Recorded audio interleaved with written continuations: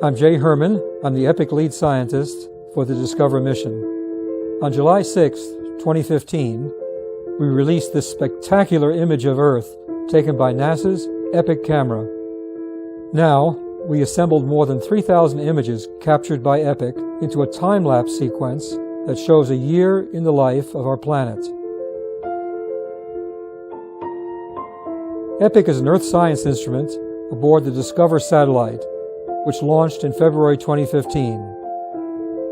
The spacecraft always remains between the Sun and the Earth, approximately 1 million miles away, at a special gravitational balance point known as Lagrange 1. From this view, EPIC sees the sunrise in the west and the sunset in the east at least 13 times a day. The haze, seen around the edges, is due to scattering of light by molecules in the atmosphere. Scattering is also what makes the sky appear blue during the day and red at sunset. The colors shown are our best estimate of what a human sitting at the location of EPIC would see. EPIC takes at least one set of images about every 2 hours. The camera records each set in 10 different wavelengths. At least 3 separate wavelengths, red, green, and blue, are combined to produce this color view. In March, the moon passed between the Earth and the Sun, causing a total solar eclipse. During the eclipse, the moon cast its shadow over a portion of the planet.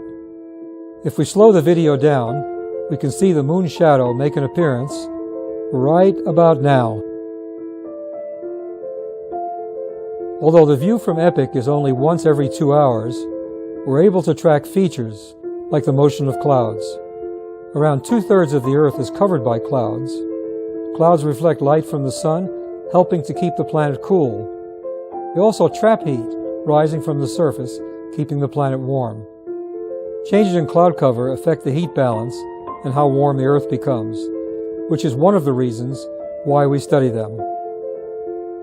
The hourly images of the entire sunlit side of the Earth provided by EPIC will be used to study the daily variations of features over the entire globe, helping us to better understand and protect our home planet.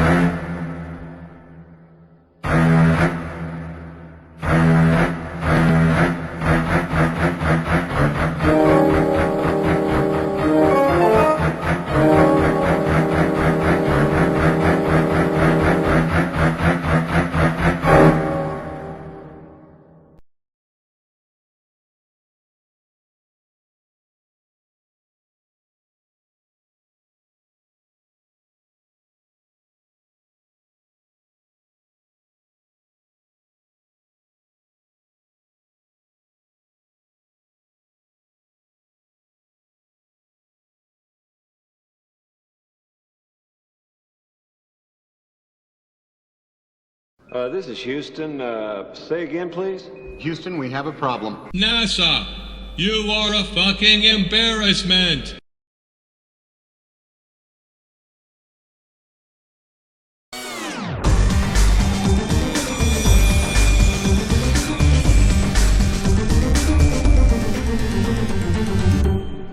I say that the world is round and someone else says it's flat, that's worth reporting. But you might also want to report on a bunch of scientific evidence that seems to support the notion that the world is round. We're trying to move towards the future. They want to be stuck in the past. And we've heard this kind of thinking before. Let me tell you something. If some of these folks were around when Columbus set sail,